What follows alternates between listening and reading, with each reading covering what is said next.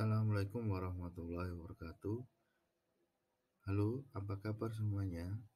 Berjumpa kembali pada video pembelajaran Pendidikan Pancasila dan Kewarganegaraan kelas 11.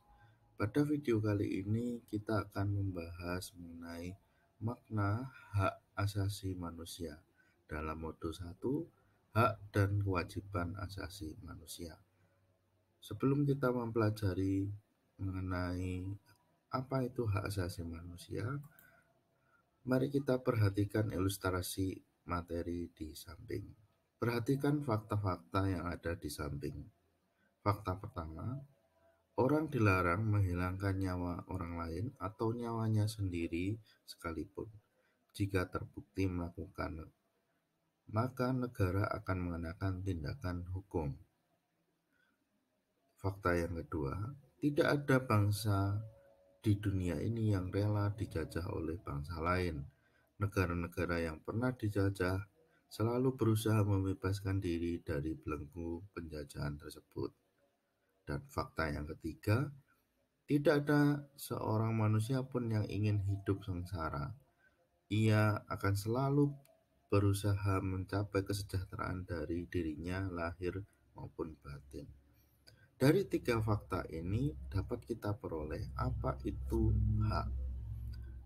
Jadi dari tiga fakta ini kita bisa melihat bahwa fondasi hak manusia itu terdiri dari tiga hal atau tiga macam. Yang pertama adalah kehidupan. Di dalam fakta yang pertama tadi menyebutkan bahwa tidak boleh orang itu mengakhiri kehidupan orang lain, baik dirinya sendiri maupun dilakukan oleh orang lain. Jadi salah satu fondasi hak yang harus ada di dalam manusia adalah yang pertama kehidupan. Yang kedua adalah kebebasan. Setiap orang memerlukan kebebasan, terbebas dari penjajahan ataupun perbudakan. Di tingkat negara, tidak ada di negara di dunia ini yang menginginkan negara tersebut menjadi negara terjajah atau negara koloni. Yang ketiga adalah kebahagiaan. Setiap orang pasti menginginkan kebahagiaan. Nah, tidak boleh seseorang merampas kebahagiaan orang lain demi kebahagiaan dirinya. Ini adalah salah satu tiga pondasi menjadi tiga pondasi yang harus ada di dalam hak manusia. Nah, sebenarnya apa sih itu HAM atau hak asasi manusia? Setelah membaca fakta-fakta dalam penjelasan sebelumnya, apakah kalian dapat menyimpulkan pengertian dari HAM? Nah, kita akan melihat dulu pengertian HAM menurut dari beberapa ahli. Yang pertama ada John Locke. John Locke mengungkapkan bahwa hak asasi manusia adalah hak yang langsung diberikan oleh Tuhan kepada manusia sebagai hak yang dikodratkan memiliki sifat mendasar dan suci. Jadi pandangan John Locke ini mengatakan bahwa hak itu diberikan oleh Tuhan yang bersifat dasar dan suci dan digariskan secara langsung kepada manusia begitu manusia itu lahir. Sedangkan menurut Prof. Darji Darmo Diharjo menyatakan bahwa HAM adalah hak dasar yang dimiliki manusia sejak lahir sebagai anugerah Tuhan yang Maha Esa serta menjadi dasar dari hak dan kewajiban-kewajiban yang ada. Jadi menurut Prof. Darji ini menyatakan hak ini sebenarnya sudah ada sejak manusia lahir yang diberikan oleh Tuhan. Tetapi di dalam hak tersebut juga ada kewajiban-kewajiban yang menyertainya. Jadi lebih kompleks lagi. Sedangkan menurut Miriam Budiarjo menyatakan bahwa hak yang dimiliki setiap orang sejak lahir di dunia ini bersifat universal karena hak dimiliki tanpa adanya perbedaan baik ras, gender, budaya, suku, dan agama. Jadi menurut Miriam ini hak ini meski HAM adalah hak yang dimiliki manusia sejak lahir. tapi bersifat universal tanpa memandang ras, gender, budaya, suku, dan agama. Jadi lebih luas lagi, menyasar seluruh masyarakat tanpa membedakan apapun latar belakangnya. Itu mengenai HAM.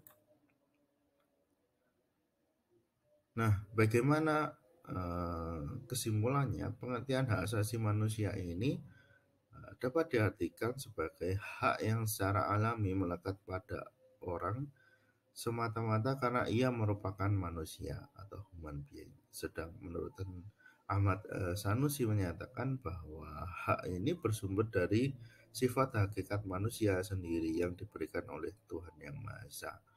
Jadi hak asasi manusia itu sebenarnya hak dasar alami yang dimiliki oleh manusia yang diberikan oleh Tuhan dan menjadikan manusia tersebut sebagai manusia yang humanis. Nah, bagaimana HAM ini menurut negara Indonesia? HAM ini diatur dalam ketetapan MPR nomor 8 garis miring MPR tahun 1998 tentang hak asasi manusia, yang menyatakan bahwa hak asasi manusia adalah hak dasar yang melekat dalam diri manusia yang sifatnya kodrati dan universal sebagai karunia Tuhan Yang Maha Esa dan berfungsi menjamin kelangsungan hidup, kemerdekaan, perkembangan manusia dan masyarakat yang tidak boleh diabaikan dan dirampas atau diganggu oleh siapapun.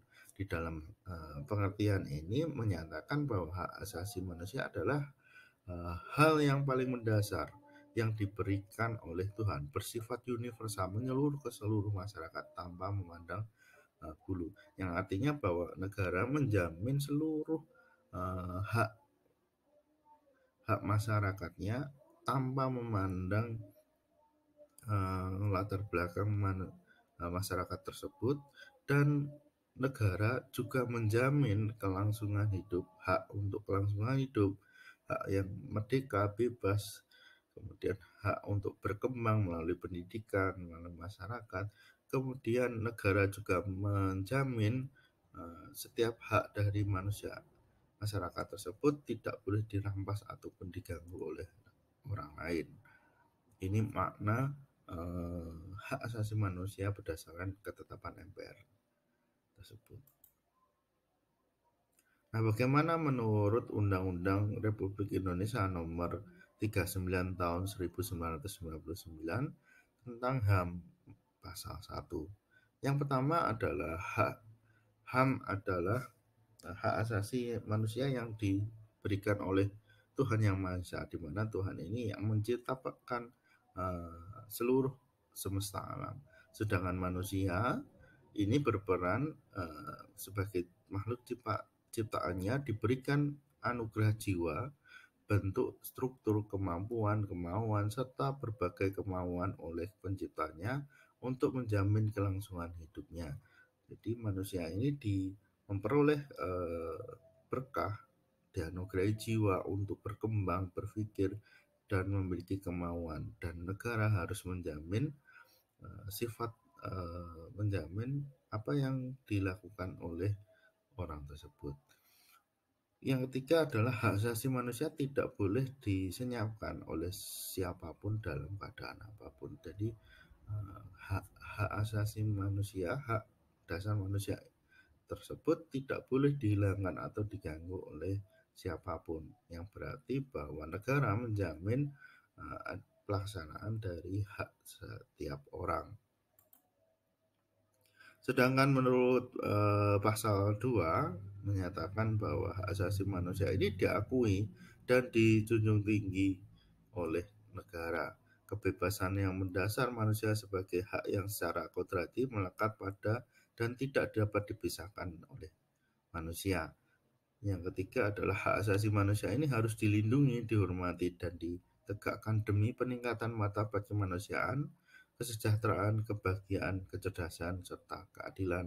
Jadi di dalam pasal 2 ini menyatakan bahwa hak ini harus dilindungi oleh negara yang berkaitan dengan peningkatan kehidupan dari kehidupan, kemudian kebahagiaan, ada kesejahteraan ini, kemudian rasa keadilan.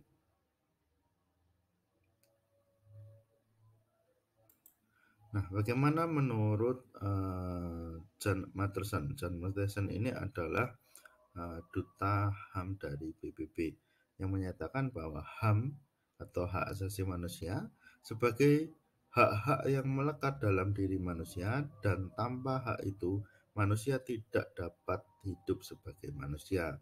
Pada hakikatnya, hak adalah hak alami yang melekat dalam diri setiap manusia sejak ia lahir di dunia ini sebagai insan yang merdeka, berakal budi, dan berperilaku kemanusiaan. HAM juga merupakan instrumen atau alat untuk menjaga harkat dan martabat manusia sesuai dengan kodrat kemanusiaannya yang luhur. Jadi hak HAM ini merupakan sesuatu hal yang melekat dalam diri manusia sejak lahir, yang sebagai manusia yang merdeka, memiliki kehidupan, dan memiliki kemauan untuk bahagia. Nah, selain itu, HAM juga menjadi alat ukur atau pencapaian di mana HAM ini dijaga dan dilindungi dan dihormati sebagai bagian dalam bentuk kodrat kemanusiaan yang luhur. Nah, bagaimana landasan HAM di Indonesia? Berarti peraturan yang melindungi HAM yang ada di Indonesia ini tertuang dalam 6 aturan. Yang pertama ada Pancasila, terutama dalam sila kedua yang berarti adalah kemanusiaan yang adil dan beradab. Ini mengandung unsur HAM karena melindungi kemanusiaan dan memberikan rasa adil dalam setiap manusia, sehingga manusia tersebut dapat berperilaku dan berkehidupan secara adabnya atau kebiasaannya. Kemudian Undang-Undang Dasar Republik Indonesia tahun 1945 dari pasal 27 sampai 34. Nah, apa saja pasal-pasal itu bisa kalian lihat dan kalian cari. Kemudian yang ketiga adalah TAP MPR Republik Indonesia nomor 8, nomor 7 garis miring MPR tahun 1998 tentang hak asasi manusia. Yang keempat adalah Undang-Undang Republik Indonesia nomor 39 tahun 1999 tentang hak asasi manusia. Yang kelima adalah Deklarasi Universal Hak Asasi Manusia tanggal 10 November tahun 1945, dan yang keenam adalah Deklarasi dan Program Aksi Wina tahun 1993. Nah, memang dari HAM ini merupakan sebuah bentuk pengakuan secara menyeluruh secara dunia, jadi kesepakatan secara dunia bahwa deklarasi HAM ini diselenggarakan berawal dari program aksi Wina dan diratifikasi di dalam undang-undang di Indonesia bahwa kasus HAM atau tentang pelindungan HAM ini juga diterapkan dalam sistem pelindungan hukum yang ada di Indonesia. Terbukti dengan berdirinya lembaga khusus yaitu Komnas HAM, kemudian ada Komnas Perlindungan Anak dan Perempuan, itu juga ada. Ini bukti bahwa negara juga turut hadir untuk melindungi pelindungan HAM yang ada di Indonesia. Nah, bagaimana ciri-ciri hak asasi manusia? Ada 4 ciri khusus yang harus ada di dalam hak asasi manusia. Pertama adalah cirinya adalah hakiki, yang berarti adalah hak asasi manusia adalah hak asasi semua umat manusia yang ada sejak lahir, yang wajib dimiliki, yang pasti dimiliki. Kemudian ciri yang kedua adalah hak ini tidak bisa dibagi. Semua orang berhak mendapatkan semua haknya.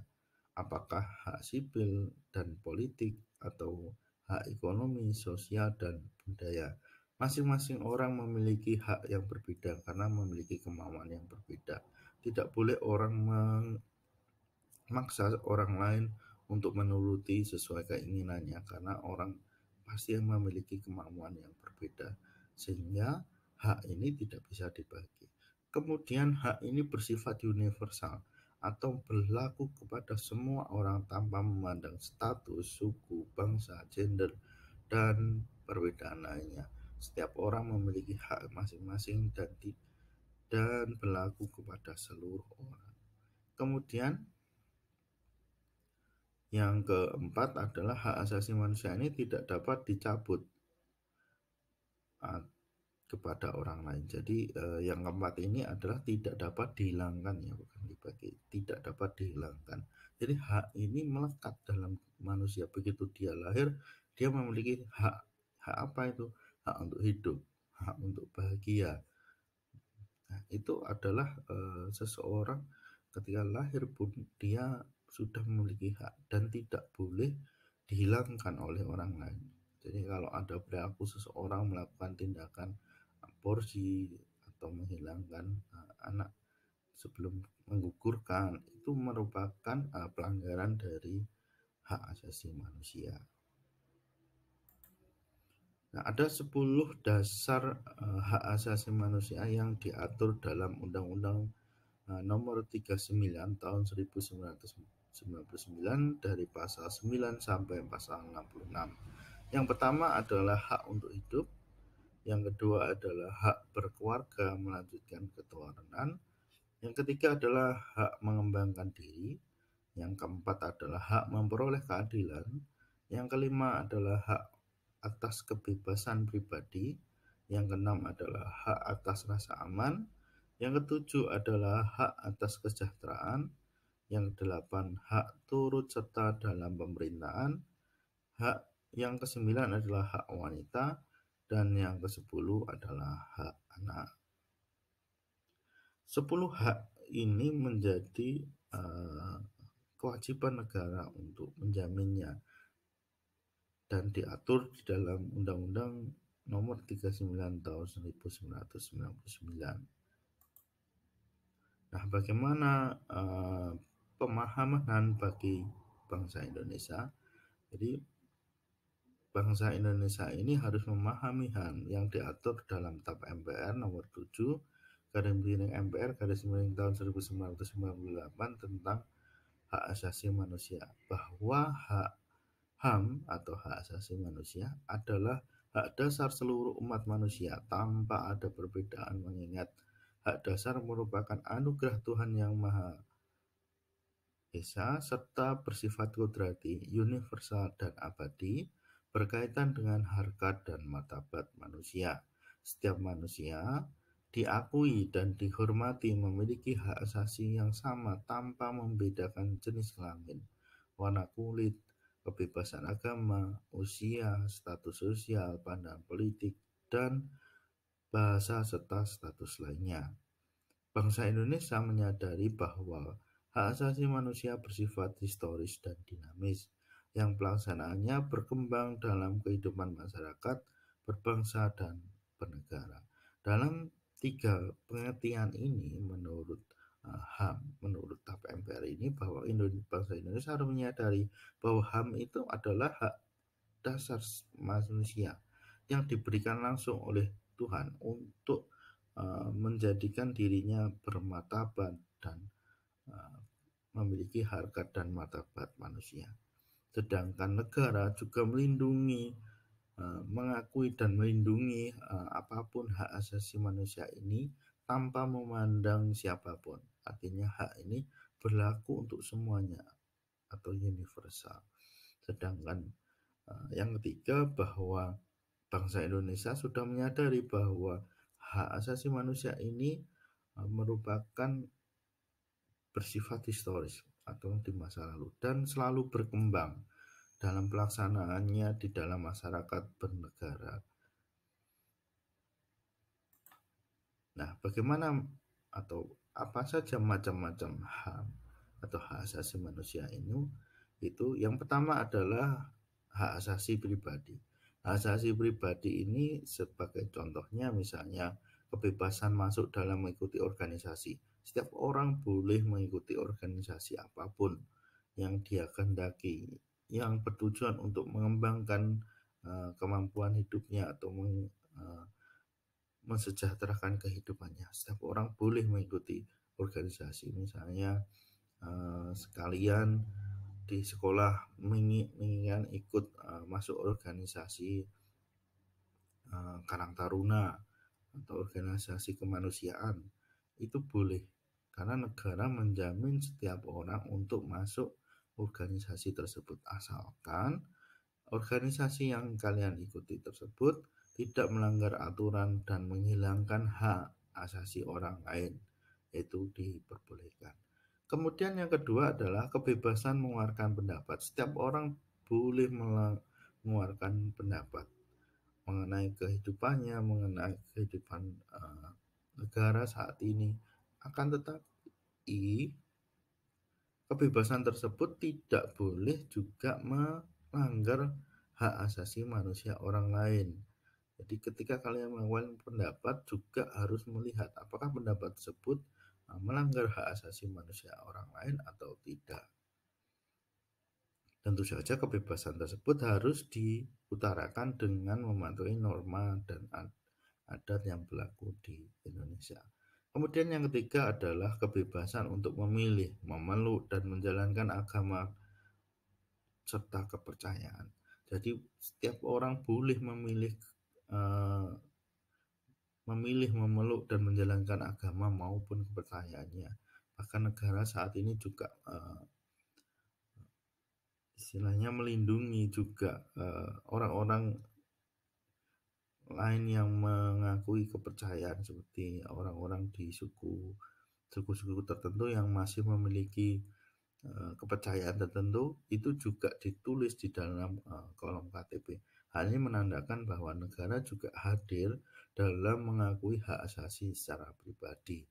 Kemudian hak asasi politik, di mana yang pertama contohnya adalah hak menjadi warga negara. Setiap orang yang tinggal sesuai dengan aturan kependudukan yang tinggal selama 6 bulan di Indonesia secara berturut-turut boleh menjadi warga negara Indonesia. Makanya terkadang ada pemain bola yang sudah tinggal 6 bulan di sini atau 1 tahun di sini kemudian ingin menjadi WNI, itu juga diperbolehkan.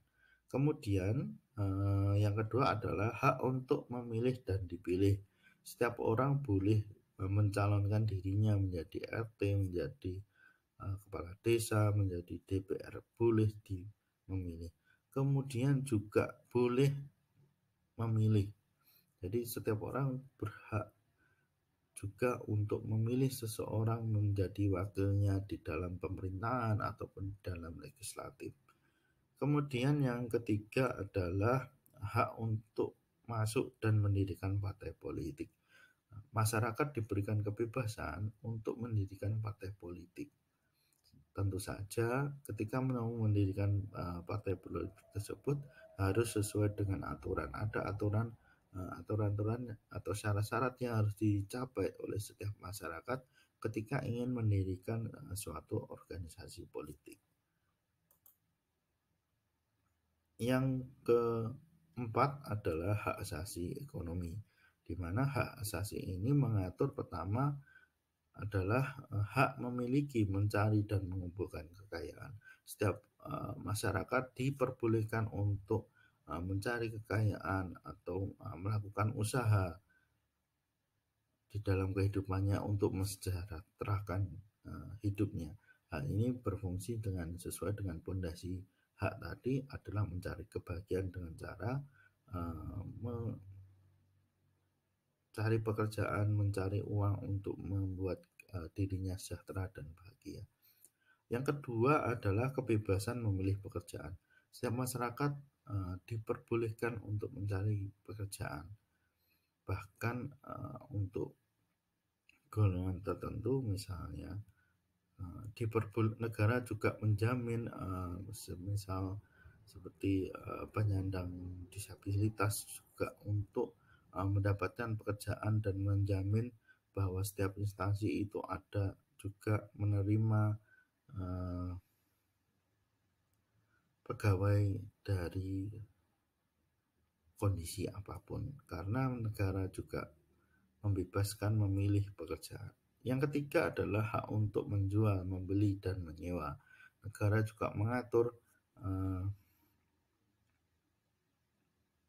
seseorang apabila dalam menjual dan membeli dan menyewa, sehingga dalam pelaksanaan hak tersebut dapat terarah dan tidak merugikan hak asasi orang lain. Kemudian hak asasi hukum, di mana hak asasi ini adalah hak untuk mendapatkan perlakuan yang sama dalam hukum maupun pemerintahan. Hak asasi dalam hukum ini menyatakan bahwa setiap orang diperlakukan sama di mata hukum maupun di pemerintahan, dalam pelayanan publik misalnya dalam sektor pemerintahan. Tidak ada perbedaan antara orang kaya ataupun miskin, pejabat ataupun rakyat biasa. Semua mendapatkan perlakuan yang sama dalam pengurusan KTP maupun SIM. Semua masyarakat wajib memenuhi persyaratan. Ini menjadi salah satu wujud dalam mewujudkan hak asasi dalam hukum. Kemudian yang keenam adalah hak asasi sosial dan budaya, di mana hak asasi sosial budaya contohnya seperti hak untuk mengembangkan dan berpartisipasi dalam kebudayaan. Masyarakat boleh membentuk perkumpulan ataupun paguyuban untuk melestarikan kebudayaan masing-masing, atau menyelenggarakan pentas seni yang bertujuan untuk mengembangkan dan melestarikan kebudayaan. Yang kedua adalah hak untuk mendapatkan pelindungan terhadap karya ciptanya. Segala bentuk karya cipta itu dilindungi oleh negara karena merupakan hak dari manusia. Manusia menciptakan suatu karya, kemudian karya tersebut dilindungi melalui haki atau hak kekayaan intelektual, sehingga di dalam karya tersebut tidak ada yang melanggar atau menduplikat atau mengcopy karya tersebut. Kemudian yang ketiga adalah hak untuk mendapatkan pendidikan, kesehatan, kesejahteraan, dan pendidikan yang lain. Setiap manusia diperbolehkan untuk memilih pendidikan, dan manusia diperbolehkan untuk berkembang melalui pendidikan, kesehatan, kesejahteraan, dan yang lainnya. Dan yang terakhir adalah hak asasi dalam tata cara peradilan dan perlindungan, di mana hak itu adalah hak untuk mendapatkan peradilan dan perlindungan dalam penahanan, kemudian penangkapan, peradilan, penyitaan, dan penggeledahan. Jadi setiap orang memiliki hak ketika dilaksanakannya keadilan, dan melindungi setiap orang meskipun orang tersebut belum terbukti bersalah ataupun sudah bersalah, juga tetap memiliki hak untuk dilindungi dan diperlakukan sama di dalam kasus peradilan. Demikian video pembelajaran kali ini. Apabila ada kekurangan, saya mohon maaf. Silakan bertanya pada saya apabila ada penjelasan materi yang belum kalian pahami. Terima kasih, selamat berjumpa pada video pembelajaran selanjutnya. Assalamualaikum warahmatullahi wabarakatuh.